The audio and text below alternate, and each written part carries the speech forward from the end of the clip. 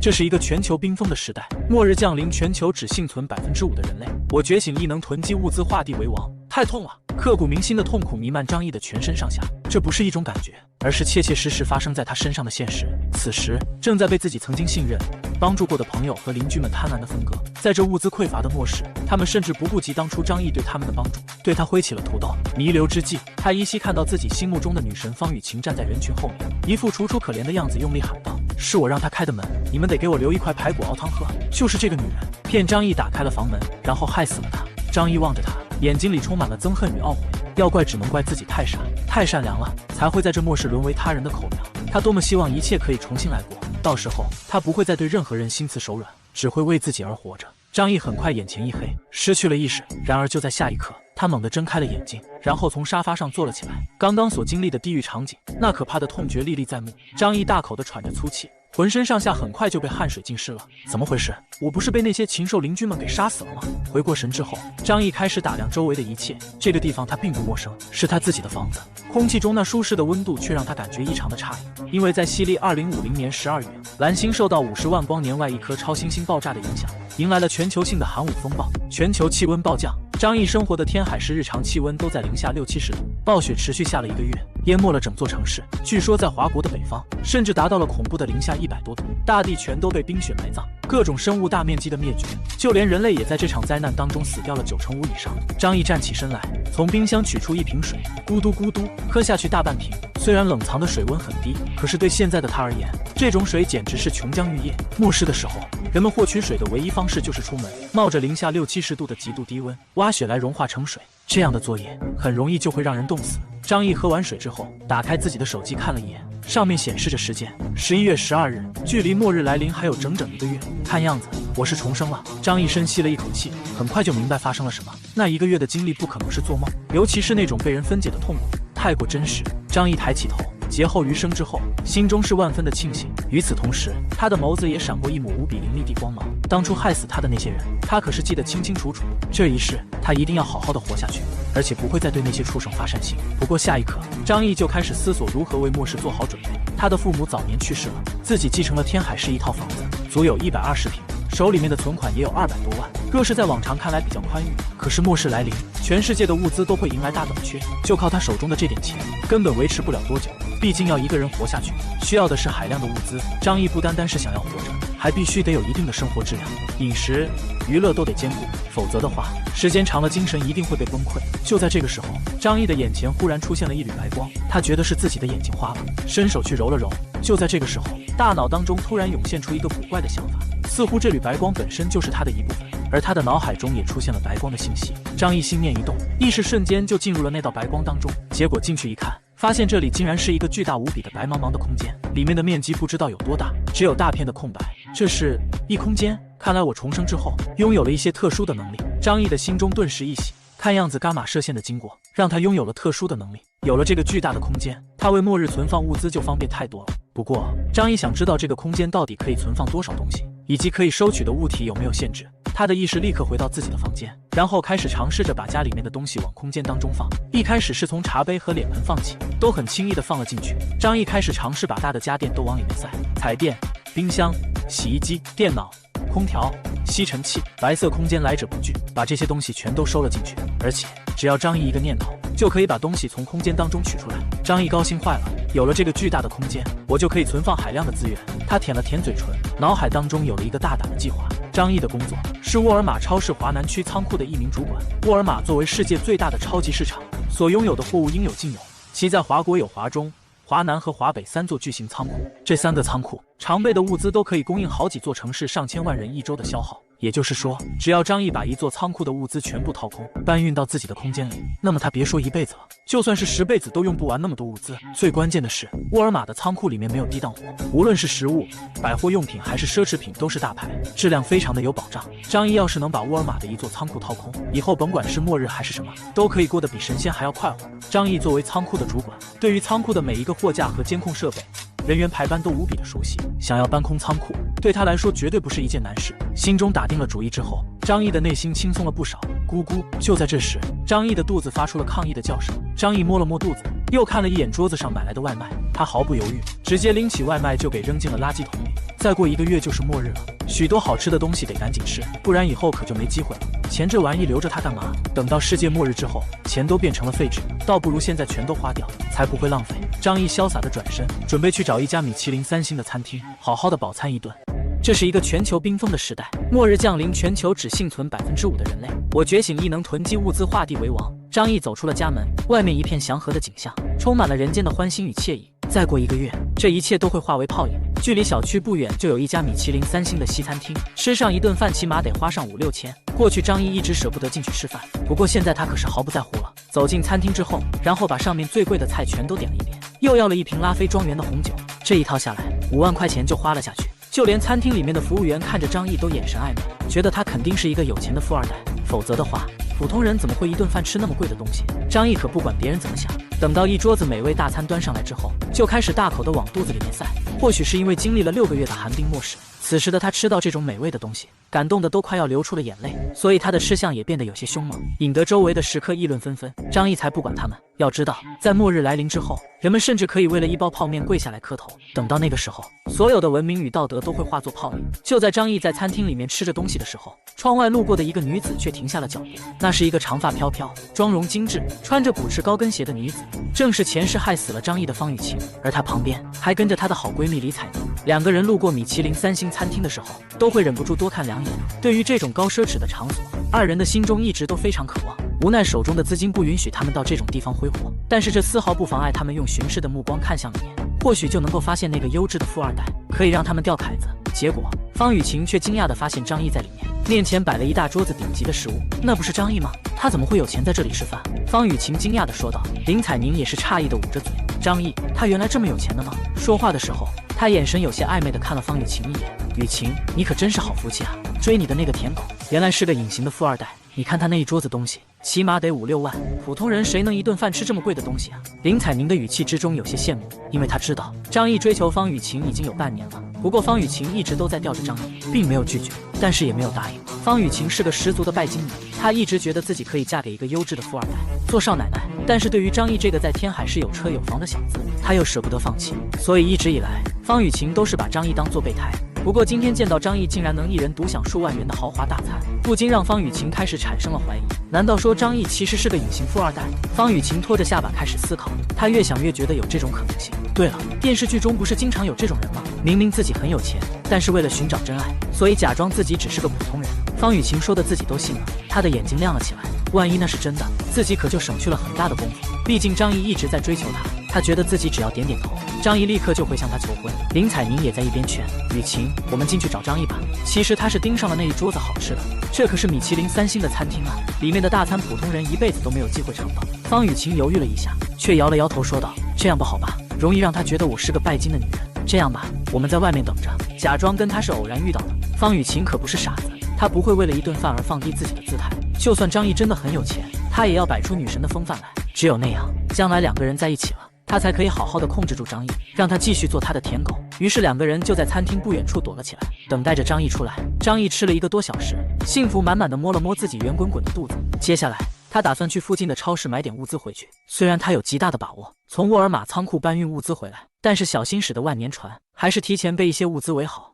这是一个全球冰封的时代，末日降临，全球只幸存5%的人类。我觉醒亦能囤积物资，画地为王。张毅出了餐厅就直接来到超市，他直接来到食品区，看着货架上面琳琅满目的商品，就如同进入了宝库一般。在前世，他体验过一包泡面吃2天的感觉，所以对于食物，他的心中有无限的渴望。张毅直接走到货架旁，把上面的食物一股脑的往手推车里面放，火腿肠、泡面、自热火锅和调料，他都大量的采购。这个举动把方雨晴和林彩宁看得目瞪口呆。张毅，你买那么多吃的干嘛？你是要去露营吗？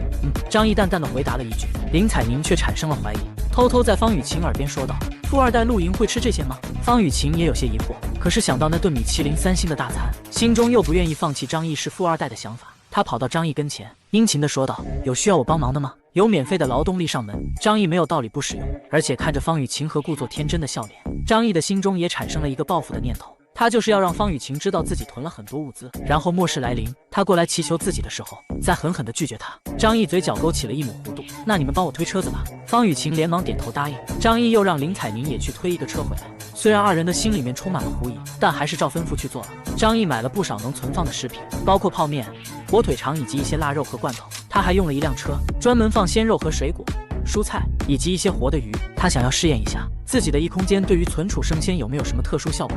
3辆手推车装得满满的，张毅把装满了牛羊肉和罐头的车子专门交给那2个女人去推，起码得有400-500斤，把她们累得满头大汗。方雨晴有些抱怨，撅着嘴说道：“张毅，这么多东西得多少人吃啊？你是不是有什么活动没有告诉我呀？”张毅冷笑了一声，说道：“马上就是世界末日了，我多囤点东西过日子。”方雨晴只当张毅是在开玩笑。哎呀，不想说就算了嘛，开这种玩笑干嘛？只是人家今天帮了你这么大的忙，回头你可得请我吃饭哦。方雨晴的眼神里面充满了暗示，她在期待张毅能带她去米其林3星餐厅吃饭。张毅嘴角微微勾起，好啊，不过最近我比较忙，没什么空，下个月吧。方雨晴高兴地说道。那好啊，咱们一言为定。林采宁赶紧凑过来，好呀好呀，咱们一起，只是帮忙推个车子就能吃大餐，她当然是高兴得很。看到林采宁这么没有眼力见，方雨晴又瞪了他一眼，但是林采宁只装作是没有看到。张毅去把东西结了账，这一下采购就买了1万多的物资，他眼睛也没有眨一下就付了账。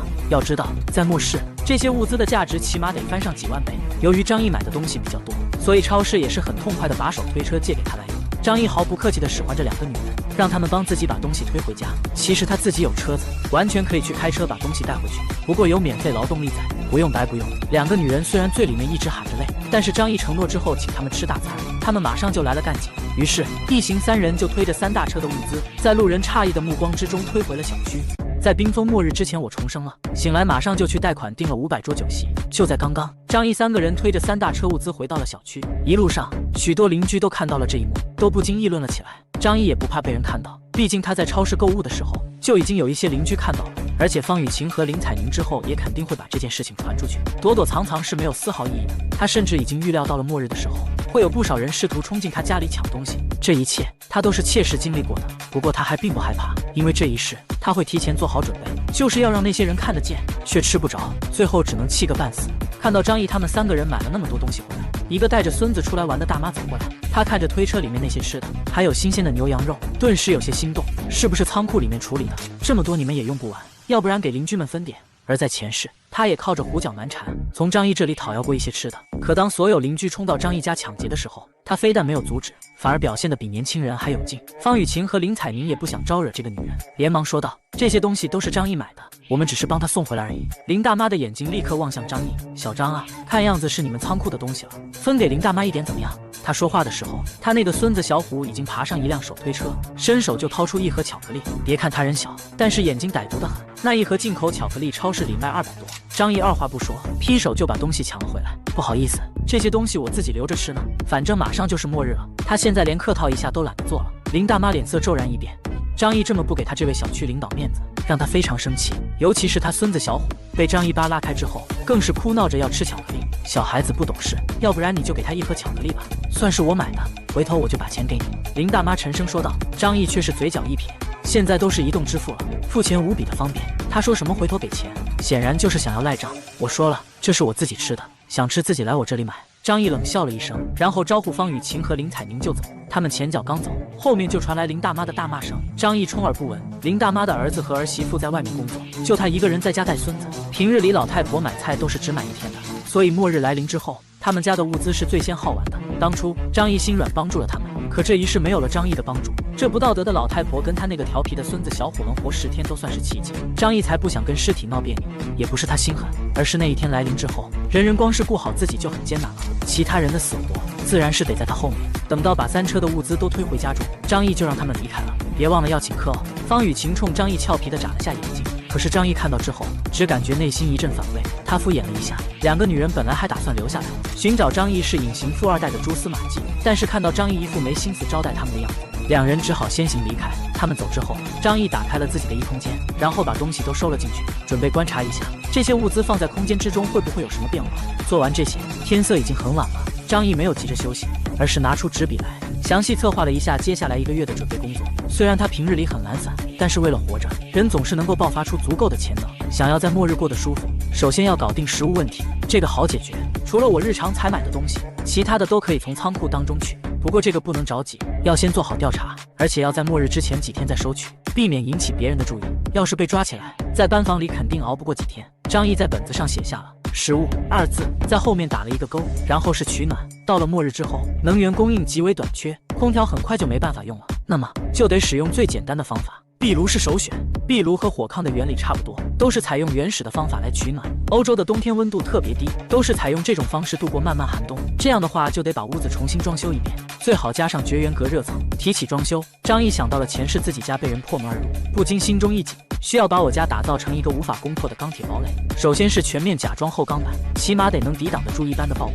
末日来临之后，人们为了生存，什么事情都干得出来，必须要做好完全的准备，不能够拿生命安全开玩笑。张毅已经品尝过一次死亡的滋味了，绝不愿意再体验第2次。安全屋的问题也好解决，天海市有专门为权贵做安保工作的安保公司，其中就有打造安全房的服务。张毅记得前世曾经有顶级大富豪打造了一座超级堡垒，甚至可以抵挡小型武器的攻击。再然后是药品，我必须防止自己生病无法医治。沃尔玛的仓库当中有许多常用的药物，可以治疗感冒、发烧之类的小病，但是这些远远不够。寒武风暴起码持续几10年，我要做好万全的准备。还好张毅在天海市的人脉比较不错，毕竟是做仓储管理的，他也认识一些医院仓储的工作人员，只要能够给得出足够多的钱，无论什么药都能搞得到。这些问题得到了解决之后，张毅用手中的圆珠笔在本子上敲了敲。接下来还有最后一个问题需要解决了，他的目光变得锐利了起来，那就是武器。末日来临，人性丧失，为了抢夺物资而发生的战斗随处可见，人命如草芥，想要活着就必须拥有足够的武力。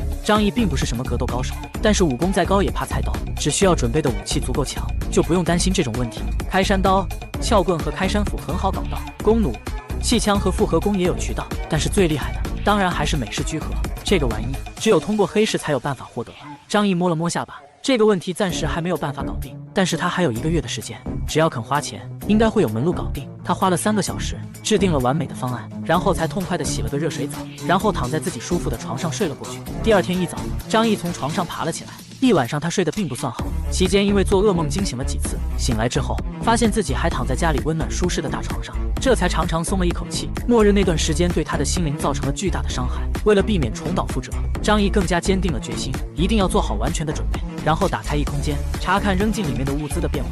让他欣喜的是，放了1个晚上的肉类和水果、蔬菜竟然丝毫没有变化。肉类短时间看不出来什么，可是水果跟蔬菜过夜之后就容易不新鲜了。然而放入异空间之后，那些水果与蔬菜就跟昨天刚买的时候一样。我的异空间是独立于这个世界之外的，或许时间变化的规则也有不同，有可能是时间流速更慢，甚至是静止的。这可是个天大的好消息。这样一来，我可以毫无顾忌地往里面放各种各样的东西了。不过当张毅查看放进去的几条鱼时，却发现它们都死了。死了之后栩栩如生，也并没有出现变质。张毅摸着下巴，又懂了一些异空间的使用规则。活物放进去不能长时间生存，看样子我自己住进去的想法不太实际了。这也不是什么大问题，异空间里面白茫茫一片，哪比得上张毅自己家舒服？只要能够往里面放东西就好。这么一想，张毅的脑海中许许多多的东西，既然可以保存鲜肉和蔬菜、水果，那么做好的饭菜又怎么样？张毅虽然自己会做饭，但是终究比起专业的大厨差距还是不小的，以后只能靠自己做饭，对他来说早晚都会腻的。于是张毅立刻打电话给天海市最大的5星级酒店。您好，这里是鸿福天下大酒店，请问有什么可以帮到您的吗？我家里面要邀请客人，大摆3天3夜的流水席，所以需要预定500桌饭菜。电话那头也是吃了一惊，500桌饭菜，就是他们做也得做上好久，而且他们是5星级酒店，一桌酒席最便宜的也得3、4千，500桌下去，那可就是100多万。服务员不敢自作主张，连忙说：“请您稍等，我去请示一下我们经理。”过了一会儿，另一个人接过了电话：“我是鸿福大酒店的经理陈定方，不知道您如何称呼？我叫张毅，我要订500桌酒席的事情，你们这边有问题吗？”经理心头一惊，这种事情他们酒店开业以来还是第一次遇到，不过这么大一笔订单，要是来了他们肯定得接。张先生，500桌酒席可得上百万，如果您需要的话，需要您提前打20万定金过来。张毅毫不犹豫地赚了20万过去。经理这边立刻开始吩咐各部门，要在1天之内把客人要的500桌酒席给做出来。另一边，张毅挂上电话之后，钱虽然1个月后就没用了，但现在要买东西还是需要用到钱的。在冰封末日，全球只剩下5%的人类，而我变卖房产囤下500桌酒席。张毅手里面有父母留下来的遗产以及自己的积蓄，总共就200万左右。订酒席一半就这么没有了，说实话还是有些心疼的。但是转念一想，这也是好事。许多人手里攥着大把的钱，后来都变成了废纸，不是每个人都有机会把钱给花出去。不过接下来还有许多需要用钱的地方，我得想办法搞钱才行。张毅的眼睛一下子就放到了自己家的房子上。这套房子位于天海市中环，120平的面积，小区是10年前盖好的。按照现在的行情，这套房子现在起码值500多万，我去抵押贷款，这不就有钱了吗？张毅嘿嘿一笑，这笔钱借了之后还不用还，说不出有多舒服。他当即离开家门，开车去银行做贷款。路上的时候，他收到了方雨晴发过来的信息：张毅，周末好无聊啊，真想有个人能陪我出去转转。张毅看了一眼，就把手机扔到了一旁。他来到银行办起了贷款业务。由于张毅贷款金额很大，而且证件齐全，房屋也是全款拿下的，所以贷款很快就下来了。不过银行这边只给到他400万的贷款，张毅也没有讨价还价，反正都是白来的钱，他也没有功夫和银行这边掰扯。痛快的签字之后，银行这边也把钱打到了他的账户上面。这下子去掉买酒席花掉了100多万，我手里还有500万左右，重新装修房子应该是够了。不过我还需要大量的购买药品、武器，这些钱未必够。张毅摸了摸下巴，开始思索如何搞到更多的钱。就在这个时候，路边一个黄毛看到了正陷入思索的张毅，他眼睛一亮，立刻走了过来。哥们是不是需要用钱啊？张毅抬头看了一眼那黄毛，你是谁？黄毛脸上的笑容更深了。我就问你现在是不是需要用钱，而银行那边不肯借给你。张毅一听这话，就明白过来眼前这人是干嘛的了，肯定是放高利贷的。张毅心头一动，计上心来，他叹了一口气，我家里的生意急需资金周转，可是银行那边……张毅说到这里，故意露出为难的表情。黄毛也是一副秒懂的样子，但凡是可以通过正常渠道从银行借钱的人，谁又会跑去借高利贷？他微微一笑，是啊，现在这银行借钱可是严着呢，各种条条框框，款子下来的速度也慢。不过兄弟，如果你急需用钱的话，我倒是可以帮你这个忙。张毅谨慎地望着黄毛，你真的行吗？我可是需要好几百万呢。黄毛听到是大生意，眼神明显变得更加激动了。他从口袋里取出一张名片递给张毅，只要你需要用钱，找我们就没错。张毅看了一眼，名片上面写着多多贷金融服务有限公司，而黄毛的名头则是业务经理胡明华。张毅假装激动，你们真的能借钱给我？我需要500万，只要你们能够帮我度过这个难关，我保证最多3个月就可以把钱还回来。胡明华笑了笑，这个事情好商量，我们公司可是非常有实力的。走吧，这件事情咱们到公司里面去慢慢谈。张毅一脸期待的神色，就跟着胡明华一起去了他们的公司。所谓的公司在一个偏僻的写字楼里面。进了门之后，胡明华就把张毅带到了他们老板的办公室。这家借贷公司的老板看着5大3粗，却穿着一身大牌的班尼路西装，显然是在努力营造出一种正规公司的形象。不过他的眉宇之间却是带着几分戾气，如果不是在社会上打拼多年，不会有这种感觉。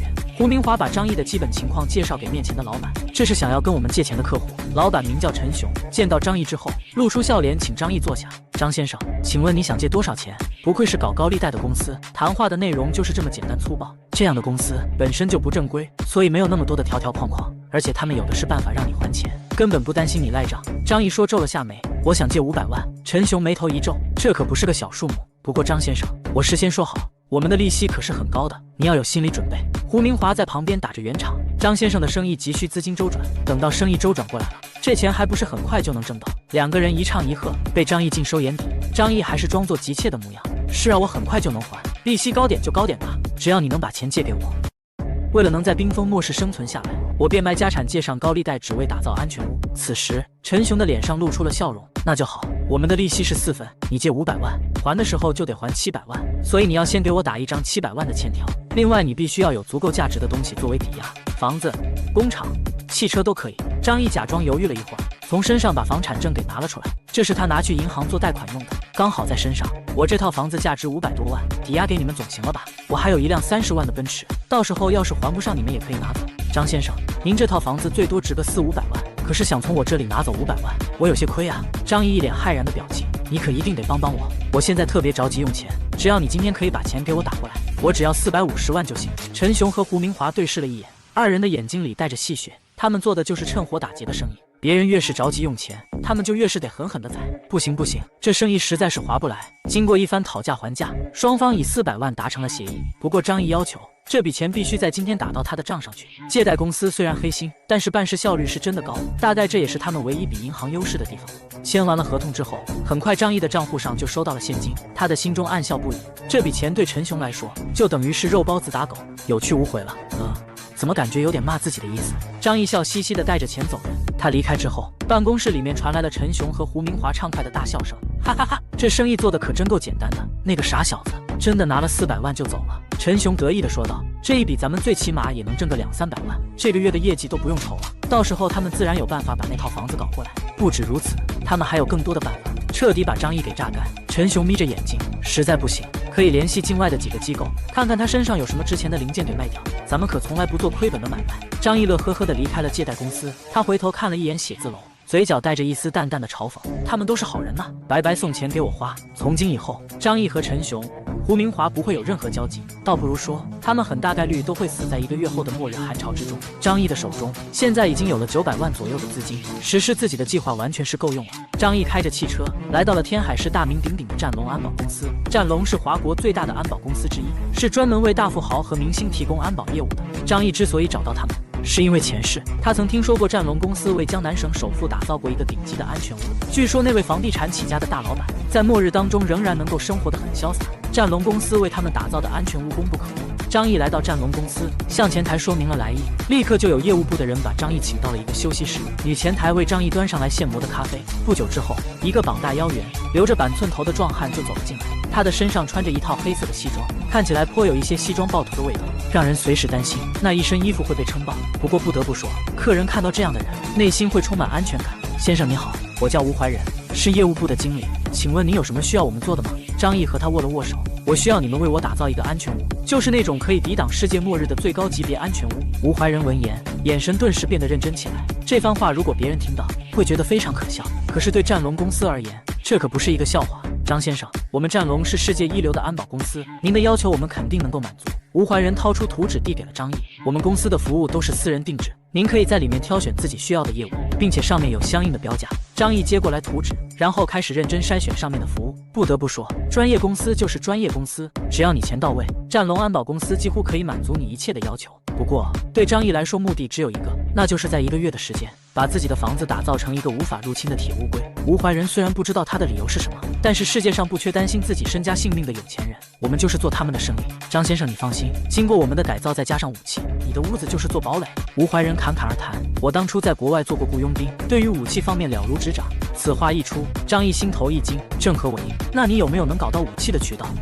这个男人为了在冰封末日生存下来，手段用尽搞来上亿物资。此刻，吴怀仁对张毅要弄武器的事情，表情也变得严肃了起来。在华国，武器是不允许私人持有的。张先生，你应该明白，从原则上来讲，那种东西是不允许私人持有的。吴怀仁压低了声音，你是不是遇到了什么可怕的仇家，所以让你这么害怕？张毅借坡下驴，没错，我得罪了一些道上的人，他们出手非常狠辣，而且手里面有武器。吴怀仁呵呵一笑，张先生，这种事情恐怕我帮不到你。我们是正规的公司。可是从吴怀仁的眼神当中，张毅看得出来，他不是搞不来武器，而是不愿意趟浑水。张毅深吸了一口气，然后对吴怀仁说道，我搞的这个安全屋项目得花上800多万，要是后面我还是出了问题，对于你们公司的影响也不太好。他盯着吴怀仁，一字一句地说道，我只是想有个防身的家伙，如果你可以帮我这个忙，我亏待不了你。吴怀仁没有说话，他皱着眉头在权衡这件事情。门路他自然是有的，不过他不清楚张毅的来历，当然不敢轻易给张毅介绍。您先回去吧，这件事情我虽然做不来，但是可以帮你打听打听，万一有消息的话，我再联系您。对了，最多半个月，我们就可以帮您打造完成。张毅跟吴怀仁谈完之后，当场就签订了合同。同样，他支付了100万元的定金，至于剩下的尾款嘛，呵呵，这辈子是没有机会再支付了。离开了战龙安保公司，住的问题基本上解决了。接下来，张毅回到车上，打电话给自己的一个熟人刘洋。刘洋在天海市经营着一家猎场，他的手里面有许多合法途径获得的公米、复合弓以及器武器。张毅之前去玩过几次，所以有刘洋的联系方式。刘洋是生意人，所以很轻松的就答应了这件事情。张哥，你买那么多器械是干嘛呀？这些东西只能用来打猎，要么就是自己玩，可不能拿去伤人啊。刘洋笑着问道，言语中却有几分谨慎。张毅哈哈一笑，随口找了理由，你想多了，我约了几个朋友，过一阵子到非洲野生动物园去打猎，所以多搞点设备。刘洋啧啧两声，哟呵，还是张哥会玩啊。不过非洲可有不少狮子、猎狗，注意安全。张毅也不拖沓，当即就开车去了西山猎场，把东西给买了回来。对他来说，现在的时间非常宝贵，一刻也不能够耽误。随即他就把一车装备拉回了家。由于都是正规渠道购买的，他自己当初为了玩也考过打猎证书。等他回到家的时候，已经是黄昏时分了。鸿福天下大酒店的餐车就来到了岳麓小区的门口，浩浩荡荡20-30辆车子，把路都给围堵得水泄不通，这可让小区的邻居们都看得傻了眼。保安尤大叔连忙上前阻拦，询问他们是过来做什么的。酒店经理说明了情况，不过尤大叔还是坚持要让业主过来才能给开门。张毅正好赶到，走到保安尤大叔跟前，尤大叔，这些是给我送餐的，让他们进来吧。尤大叔满脸惊讶，送餐的？你吃的什么东西？要10几辆车来送？周围的邻居们听说是餐车，也是一片哗然。好家伙，这最起码得有几百桌吧？他打算往哪放啊？难不成张毅家里面有什么事要摆酒席？他会不会是要结婚了？但是几百桌也太吓人了吧！路边的方雨晴看到这一幕，更是抿了抿嘴唇，坚定了自己拿下张毅的决心。他主动朝着张毅走了过去。张毅，家里面最近在忙什么呀？买了那么多东西。张毅没有理他，就让他误会自己是个富二代好了。等他意识到灾难来临的时候，再亲手把他送下地狱。尤大叔见到业主来了，也就打开了栅栏门，让鸿福天下酒店的车队进入小区。而另一边，鸿福天下的员工开始把一桌桌大餐往张毅指定的地点搬运。张毅平时人缘不错，所以跟物业借用了一下小区地下的一个仓库，就让他们把东西先放进仓库里。500桌的食物虽然量很大，但是用餐盒打包好之后，占地面积反而不会显得太过夸张。就连酒店经理看着也是有些啧舌，他干了那么多年经理，头一回遇到这么大的外卖单子。他自己则是偷偷的趁搬运的人离开以后，把所有吃的都装进了自己的异空间之中。很快500桌的大餐就被张毅全部收入异空间，奢侈大餐还能随时的涮火锅。张毅心想，这后半辈子真是有口福了。次日，张毅接到了战龙公司经理吴怀仁的电话，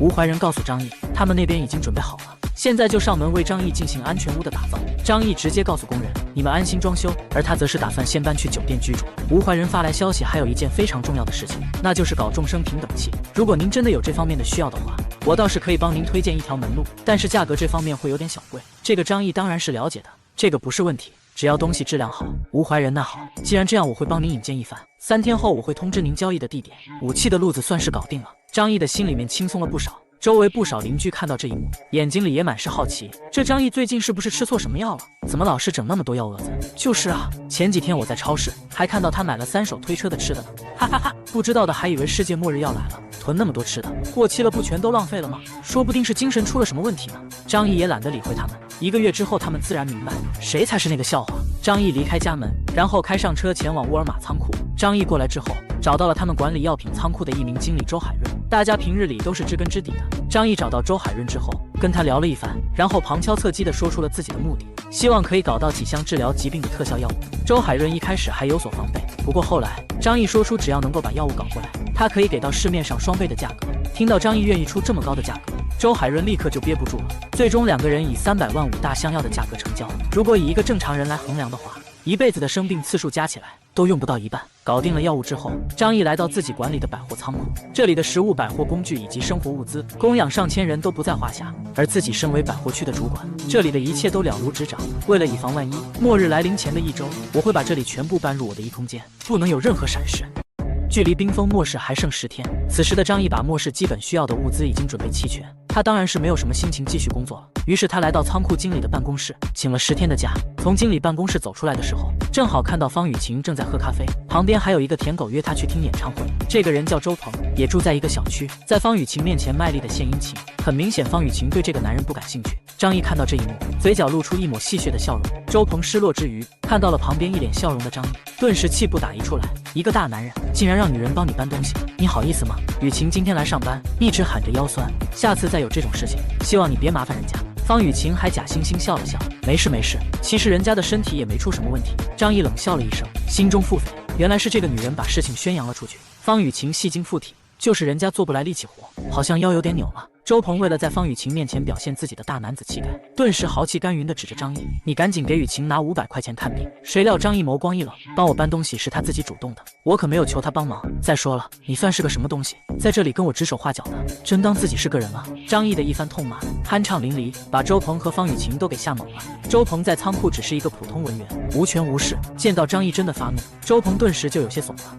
你吼那么大声干嘛？我只是在和你商量一下而已。张毅冷笑了一声，扭头就走。等到张毅离开之后，雨晴，我就说了，这个张毅不是什么好东西，以后你可要离他远一点。方雨晴皱着眉头，心中也是觉得纳闷，因为最近几天张毅像是完全变了一个人似的。张毅下了班，开着车子就来到了天海市的一家5星级酒店，正好是他之前订餐的鸿福天下。在房子装修好之前，他就在这里住下了。刚洗完澡，就收到了方雨晴的信息：张毅，我今天路过你们家，看到有人在装修，感觉你最近好奇怪呀，又是开始囤东西，又是装修房子，是不是最近会发生什么事啊？张毅也是不由得眉头挑了挑，看来这个白莲花虽然坏，但脑子一点都不蠢，开始怀疑我了。虽然张毅不是富二代，但也算是一个优质的中产小开，将来他要是找不到富二代结婚，还是能够给张毅接盘的机会的。方雨晴拿起手机，又发过去一条消息，感觉最近我们的联系是不是少了一些，稍微让我觉得有些寂寞呢。可是等待了半天都没有收到回复的信息。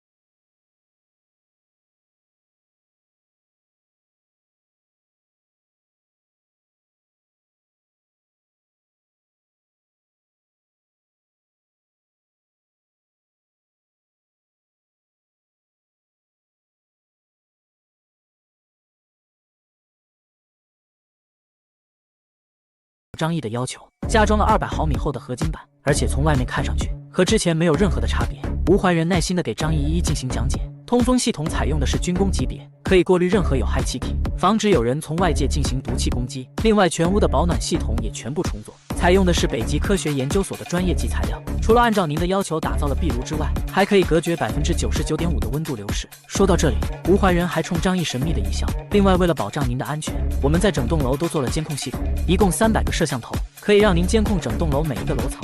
这个男人为了在冰封末世囤积物资，竟然对自己的同事下料。张毅对于这座末世安全屋非常的满意，恐怕除非是携带重武器的军队，否则没有人可以强行闯入他的家中。就算是整栋楼都倒塌了，恐怕他的房间也不会出现任何问题。我对你们打造的安全屋很满意。张毅笑着对吴怀仁说道。吴怀仁也满脸笑容，他拿出文件请张毅签了字，然后说道：如果没有问题的话，请您在3个月之内付清我们的尾款。张毅笑眯眯的点了点头，一定一定。等吴怀仁走后，张毅心想，不过这个尾款他是不可能付出去的了。想到自己只花了100万的定金，就白嫖了一座价值近1000万的安全屋，实在是太爽了。突然电话响起，原来自己通过外卖平台订购的100桶饮用水的楼下。全球冰封最稀缺的就是饮用水，这是生存的必需品。虽然在冰封时期可以通过凿冰取水，但是那时候外面的温度一般都在零下60-70度，而且只要出门就有可能存在生命的危险。快递小哥在匆忙的搬运，这些水足有500立方，再加上回头从超市仓库中的矿泉水，足够我几年的消耗了。此刻路过的邻居又在议论纷纷，张毅这孩子是不是多少有点毛病？前几天家里搞10几厘米的厚的钢板装修，学什么人家电影里的安全屋，现在又买这些水，他不会认为天海市以后会成沙漠吧？天海市可是靠近海边呀，怎么会缺水？看门的尤大叔看到张毅走了过来，小张买那么多水干嘛？需要我帮忙吗？张毅看了看尤大叔，回忆起前世冰封到来的时候，尤大叔把自己仅存的食物给了一对就要饿死的母女，自己却丢了性命，也是这个小区为数不多的热心人。于是张毅凑到尤大叔耳边，今年气温有可能反常，这个冬天不好过，以防万一你多准备一些吃喝的东西，以免物价飞涨。尤大叔摸了摸下巴，真的假的？不会是谣言吧？小张。张毅拍了拍胸脯，你看看我准备了那么多东西了，你可以囤点泡面和矿泉水之类的，那些东西一时半会儿也放不坏。尤大叔点了点头，行，我自己一个人住，囤点倒是也不碍事儿。在一旁的一个大爷看不下去了，老尤别信他的，他神神叨叨的一天，说不定是想拉人下水。现在世道太平祥和，怎么会少物资呢？小心被人举报你造谣，到时候请进去喝茶。张毅翻了下白眼，心想我已经尽力提醒了，信不信就是你们自己的事了。在剩下的9天时间，张毅就把手头的钱全部花了换物资，再就是锻炼身体，练习武器，迎接全球冰封的到来。就在冰封末日来临倒数第3天，张毅提前回来上班，这样可以避免仓库的物资突然消失，也不会立刻怀疑到自己头上。然后就在大家饮用的茶水中下入了料。对于这些人都是张毅的老熟人，所以对他端过来的谁也没有什么防备。这些人都喝下了张毅放过料的茶水，张毅看着他们都一个一个的喝了下去。大概等了半个小时，疗效发作了。张毅再次确认了这些人都深深的睡过去之后，心中的石头落了下来，这样自己就可以放心大胆的去搜刮整个超市仓库的物资了。这个男人凭借一己之力，2小时搬空了超市上万吨货物。就在刚刚，被下料的同事都沉沉睡去，张毅则是来到监控室，关闭了整个仓库的摄像头。做完这一切之后，他就迅速的来到了仓库，望着眼前这座巨大的仓库，张毅深吸了一口气，然后开始收取那些物资。只要他右眼扫过的货架，只需要心念一动，整个货架都会出现在他的异空间之中。张毅率先来到了饮料区域，这里存放着数十万吨的矿泉水、饮料和酒水。张毅也不区分，一股脑的全都装进了自己的仓库之中。很快，面前数千立方的酒水、饮料就消失一空。下一个则是生活物资的燃料区域，这里有许多的无烟煤和桶装的汽油、酒精，都是家用型的，用来家庭储备或者旅游野餐使用。光是无烟煤就有几万箱，更别提那些固态酒精和桶装汽油。这里的量，张毅一个人用100年都用不完。张毅毫不犹豫地将它们全部收了起来，然后利用自己多年做仓储的专业知识，在异空间中给他们分配好了区域，这样才会方便自己使用。第3步，他来到了食品区域，这里的量更大，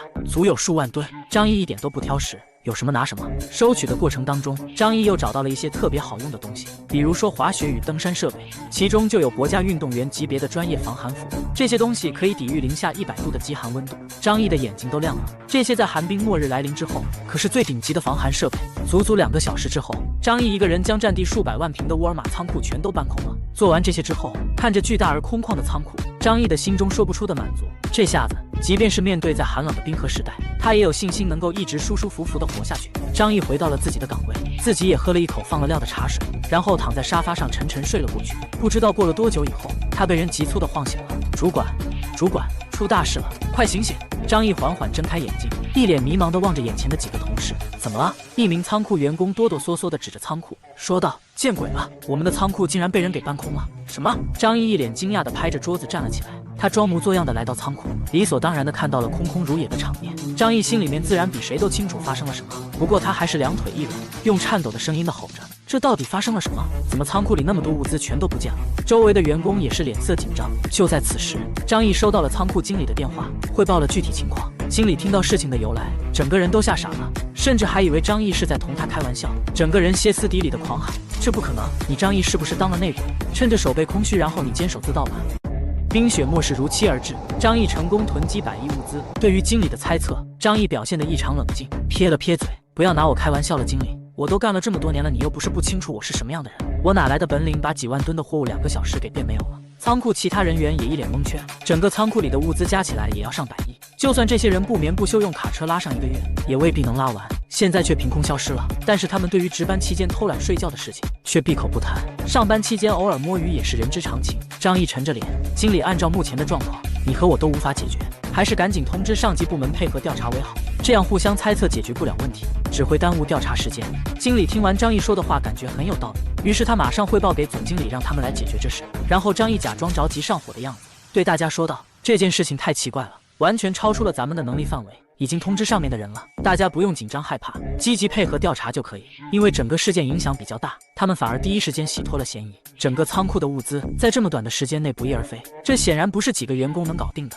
平时拿着几千元的工资，关键时刻也没必要为了公司去拼命，各自盘算着自己心中的猜疑。”报警之后，张毅并不担心警察会查到自己头上，几百亿的货物凭空消失，任谁在这么短的时间内都无法做到。这种事情比写小说还要神奇。警方这边检查下来也是一头雾水，整个仓库的录像全部调查了一遍，没有发现任何蛛丝马迹，嫌疑人也没有留下一点痕迹，就连仓库外围的监控也没发现可疑车辆经过。上百亿的物资就这样凭空消失了。警方思来想去，这可能是沃尔玛自己内部玩的偷梁换柱的把戏，除非发生超自然现象，不然根本解释不通。上百亿的物资短短2小时消失不见，像张毅这些普通员工根本没有办法做到。他们虽然不是主要作案嫌疑人，但也有可能是帮凶。警方勒令张毅在案件没有查清楚之前，不能离开天海市，并随时接受警方的传唤。张毅乖乖配合警方的调查，随后被放了回去。张毅走在回去的路上，看到街头屏幕上轮播的仓库失窃案件，因为此次失窃太过离奇，疑点重重，各大新闻媒体都在争相报道。张毅低头看了看手机，距离冰雪末世的到来就剩下不到2天的时间。就在此时，一片晶莹剔透的雪花落在了张毅手机屏幕上，街上的行人匆匆忙忙，有些人还纳闷，一个南方城市怎么会突然下起雪？这个天气也太离谱了吧！之前的冬天从来没有这么冷过。就是赶快回家暖和一下。张毅望着天空飘落的雪花，站在原地一动不动，暗自感慨只有他清楚，剩下的时间已经不多了。张毅顶着寒风向家的方向走去。再过2天时间，之前温暖和平的世界将一去不复返，但是该来的还终归来了。12月12日，冰雪末世如期而至。半夜凌晨2点，伽马射线经过蓝星，轰的一声，天空的尽头忽然泛起了一抹白光，大地却仿佛白昼一般亮了起来。超新星的爆炸余波席卷全球，气温骤降。张毅坐在落地窗前，看着外边的世界变得狰狞起来。北风呼啸，大雪摇曳着要把整个世界吞噬。张毅喝了一杯热水，心里些许还有一丝的慌张。这一天还是到来了。他看着这间完美的安全屋，依然有一丝担忧，毕竟他曾经体验过寒冰末日的恐怖。有些灾难来临前都是温水煮青蛙，当冰封末世真正到来时，大家才能意识到恐惧。张毅待在造价800万的安全屋里，看着外边的世界，室内温度温暖无比，外面大雪飘飘，北风四面，与屋里的气温形成了鲜明的对比。此时张毅才放下心来，他并没有着急睡去。接下来的变化，以后有的是时间去睡觉。外面的阳台已经厚厚积了一层雪花，他不紧不慢地坐下来，打开手机，所有的新闻群信息都是关于这场暴雪的讨论。大家既兴奋又激动，有人埋怨今年寒冬来得太早，还没来得及准备过冬的衣物；有人担心明天大雪封路怎样去上班，而一些没有见过雪的南方朋友更是兴奋地疯狂拍照发圈。张毅漠然地看着这群人的狂欢，这只是刚刚开始，接下来的几个月温度会持续降低，到时候这些人是否还有现在的好心情呢？好戏马上就要开始了，冰河世纪已经拉开了帷幕，南方的天海是百年不遇的下起了暴雪，有人欣喜若狂，有人满腹牢骚，但是他们并不知晓，这场大雪会持续到什么时候才能结束？也不会想到这场大雪后续引发的生存危机。此时，张毅坐在家中，享受着恒温20度的环境，一边惬意地品尝着冰镇啤酒，一边翻看着聊天群里的各种信息。他的信息群像炸了锅一样，不断提示有新的消息。南方怎么会下这么大的雪？空调也不给力，半夜都冻醒了。早上出门，大门都被雪给堵上了。今年过冬的衣服还没有买呢。大家七嘴八舌地在群里议论着这场大雪。就目前的情况看，大家都没有意识到这场雪的严重性，以为过2天就会恢复如初。张毅心里清楚，这只是刚刚开始。外面下着鹅毛大雪，寒风呼啸，屋子里面壁炉熊熊燃烧着大火，温度宜人。他回到自己的暖暖的大床上，舒舒服服地睡了一觉。第二天一早，张毅就被嗡嗡的电话铃声吵醒。睡眼迷蒙的张毅看到电话是白莲花方雨晴打来的，好梦被打断，心里火气更是飙升，拿起电话没好气地说道：“这么早给我打电话做什么？”方雨晴听到电话那头的语气冷冰冰的，明显不友善，随即愣了一下。方雨晴心里虽然不爽，但还是嗲嗲地问道：“张毅，你是不是提前得到消息要降温，所以囤积了那么多物资呀？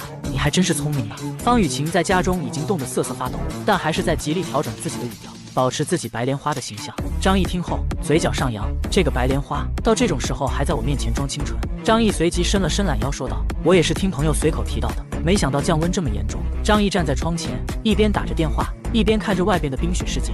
鹅毛大雪不停地飘落，没有一点要停的迹象，整个城市在大雪的飘零中淹没得七七八八。电话另一头的方雨晴继续嗲嗲地说道：“怪不得你储备了那么多物资，以后遇到这种事情提前跟我说一声，害得我都被冻到了。”张毅厌烦地看着手机的另一端，冷冷地笑了笑：“白莲花就是白莲花，这种时候还有脸过来埋怨自己？没什么事情我就挂了。”说完还没等方雨晴回复，直接就挂断了手机。另一头的方雨晴气得大声咆哮：“这个家伙居然敢挂我电话！”冰封末日的危机正在一步步靠近。这个男人这一世囤积100亿物资是要独闯末世，还是要拯救苍生？张毅无语地抚着额头，这个白莲花居然还好意思埋怨自己。挂断电话后，张毅从空间中取出了一块顶级牛排，边吃早餐边看早间新闻。新闻报道都是关于全球范围大降温，并且告诫大家务必做好保暖措施，防止冻伤，尽量不出门，更不要进行物资哄抢。听着新闻主播的话，张毅不屑一顾，这种程度的降温跟前世一模一样，根本不会像新闻中所说的很快过去。此时，张毅的电话信息再次响起，是白莲花方雨晴的信息。他想找张毅借一些食物，等雪灾过去再还给他。张毅轻蔑地笑了笑，白莲花是有脑子的，知道这种天气，食物才是最宝贵的资源。可张毅知道，这场大雪不会轻易结束，前世被他迷惑，骗走了所有食物，最后白莲花却要挖掉自己的肋骨熬汤喝。这一世，他要看着这个女人如何凄惨的死去。想到这里，他随手拍了一张吃剩下的牛排，发给了白莲花。我家的库存也吃得差不多了，这是今天早上刚煎好的牛排。方雨晴接收到照片，立即瞪大眼睛，不可置信地看着那块牛排，旁边配了一瓶法国红酒。作为一名资深白莲花，她当然嫉妒得要死。明明住在同一栋楼里，自己在挨冻受饿，备胎男却在家里享受着顶级和牛的美味。方雨晴看着这些食物，口水都要流出来。但是白莲花就是白莲花，即使想要，也不能直接说出来。她忍住心中的狂躁，嗲嗲地发了条信息：“哎呀，人家也想吃牛排，喝红酒呢。”张毅看到这句话，嘲讽地笑了笑，还当作我是过去的舔狗吗？他慢悠悠地回了一条信息：“想吃就自己去买呗。”发完将手机扔到了一边，不再理会方雨晴。方雨晴收到信息，脸色一僵：“张毅，你真不是个男人，给你这么好的机会都不知道表现一下。”心里虽然咒骂了张毅几百遍，但他还是努力维持着女神的形象。他认为雪灾维持不了几天就会过去。此时，张毅拿起身边的监控平板电脑，正好看到居委会的林大妈在阻止大家外出采购，让大家老老实实待在家中，不要添乱。她呼吁大家要相信官方，不要去哄抢物资，让大家服从命令，一起度过这场雪灾。张毅看到这个林大妈，嘴角勾起一抹冷笑。前世就因为好多邻居听信了林大妈的话，结果到最后活活饿死在家中。就在林大妈激情高昂地发表演讲时，有的业主提出了异议：这么大的雪，不知道什么时候才能停，家里不囤点物资怎么行？过几天菜价又要往上涨。说着，大家已经按捺不住去买食物。林大妈也立刻摆出官威：你们这么做就是囤积物资，哄抬物价，到时候暴雪结束，我就向上面举报有人搅乱民心。张毅这时看热闹不嫌事大，林大妈，这场雪灾持续多久都不知道，到时大家都没有吃的，谁来负责？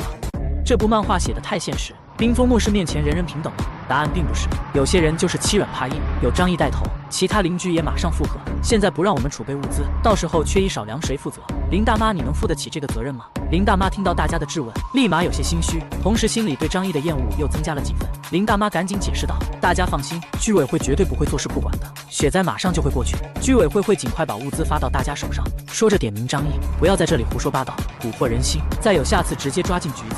张毅轻蔑地摆了摆手：哎呦喂，这顶帽子太大了，我就不陪你们玩了。这么冷的天，我是不会随便出去的，你们慢慢讨论。说着朝电梯走去。林大妈看着张毅消失的背影，恨得咬牙切齿。好你个张毅，公然敢跟我作对，看我怎么收拾你！雪就这样一直持续下了几天。张毅坐在沙发上，百无聊赖地打着游戏，伸手从异空间取出几包薯片，一边打游戏一边享受着自己的休闲时间。这种不用打卡上班，不用考虑人情世故的日子，简直是爽到起飞。就在这时，身边的手机又响了起来，居然是林大妈在业主群艾特他。这个林大妈一副领导的口气，命令他下楼去扫雪。张毅冷冷地看着手机，想到林大妈的报复来得还真是快啊！他看了一眼屋外，这场大雪一层楼全淹没了，现在扫雪简直是天方夜谭。但是他也不是吃素的，直接群里开怼。林大妈这种天气出去就冻成冰棍了，要扫雪也得等雪停了再说。其他邻居也随声附和，就是这种天气出去就会冻伤。林大妈此时和小孙子在屋里冻得瑟瑟发抖，看到群里消息气得咬牙切齿，你们这是什么态度？一点奉献精神都没有。我让大家扫雪也不是为了自己，你们都是年轻的小伙子，怎么一点为人民服务的精神都没有？遇到事情就逃避可不行啊！张毅，我以居委会的名义命令你，现在立刻马上去扫雪，如果不服从命令，等雪灾结束，组织上会进行清算。张毅看着群里的消息嗤之以鼻，好大的官威啊！这个林大妈平时就以居委会的身份发号施令，经常拿着鸡毛当令箭，既然给脸不要脸，那咱们今天就彻底撕破脸。张毅也不甘示弱地回复道，既然是为人民服务，那就应该是居委会带头才是，喊我们几个人去扫雪，是不是觉得我们好欺负？林大妈，你那么有本事，为什么没有叫陈正豪和许浩去扫雪？林大妈看着消息群立马慌了。陈正豪和许浩整个小区谁不知道，一个社会大哥，一个富二代。陈正浩手底下几百号人，许浩家里关系网错综复杂，这两个人谁见了都会躲着走。张毅直接戳穿了林大妈欺软怕硬的本质，让她面子上有点挂不住。张毅一边吃着薯片，一边犹如看小丑表演一样看着群消息。冰封末世真正的较量才刚刚开始，有些人却把自私毫不掩饰地展现出来。张毅吃着薯片等着看好戏，他记得前世陈正豪拿斧头砸开了他家的大门，许浩是第一个拿刀砍他的，这两个人都不是好东西。既然要看戏，那就要做全套。张毅想到这里，心情愉悦地给自己倒了一杯82年的可乐。林大妈被张毅怼得脸上挂不住，有点骑虎难下，只能硬着头皮在群里艾特陈正豪和许浩。陈正豪看到群里有人艾特他，顿时气不打一处来，随即在群里开骂，脑子是不是有病？扫雪扫你家大爷！邵特苗在这里烦老子，再打搅我，老子弄死你！林大妈看到陈正豪的回复，顿时冷汗直流。这边许浩正搂着女朋友，在床上讲着不让播的段子，看到群里的信息，顿时笑出了声，不紧不慢地回了一条：扫雪关我什么事？我又不用上班，拿着业主的钱作威作福，你还真把自己当主人了，简直就是一个跳梁小丑。我能有今天靠的是自己和父母，说的好像我许浩有今天是你们这帮穷鬼的功劳。要扫雪赶紧去，莫妨碍老子。说着故意搂着女朋友拍了一张照片，发到了大群里。林大妈看到两人的回复，顿时气炸了。对于两个人的辱骂，她敢怒不敢言，但是她心里更气的是张毅，她觉得是张毅这个搅屎棍坏了她的好事。此时的张毅正在厨房里忙碌着，一锅薯条刚刚炸好，林大妈就来了